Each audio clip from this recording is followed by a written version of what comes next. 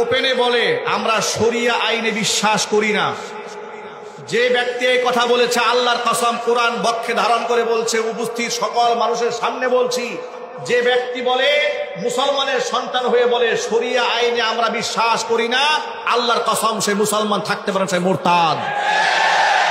কথা ঠিক না ব্যাটিক যদি বলেন?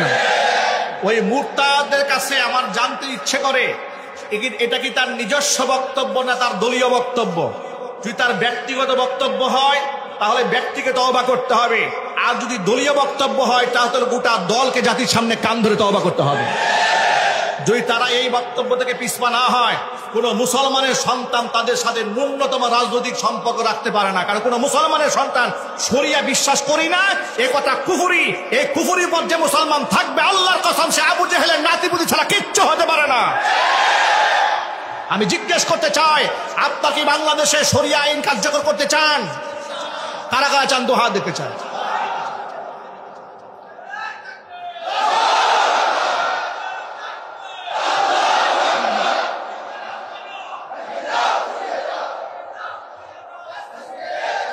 মনে রাখবেন, ওরা শরিয়াকে কেন ভয় পায় আপনাদেরকে বলি।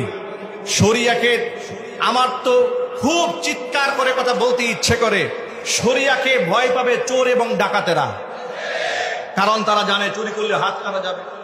শরিয়াকে ভয় পাবে, শরিয়া আইনকে ভয় পাবে লম্পট এবং বদমাশেরা, কারণ তারা জানে জেনা ব্যভিচার করলে মৃত্যুদণ্ডের আইন আছে। কিন্তু যারা চোর নয়, যারা ডাকাত নয়, চাঁদাবাজ নয়, খুনি নয়, মাস্টার নয়, লুটেরা নয়, হাইজাকার নয়, লম্পট বদমাশ নয়, তারা তো শরিয়া আইন শুধুমাত্র চাবে না, আন্দোলন করবে, সংগ্রাম করবে বাস্তবায়ন করার জন্য। সুতরাং মুসলমানের সন্তান হয়ে শরিয়া আইন আমি বিশ্বাস করি না এ কথা বললে মুসলমানটা মুরতাদ।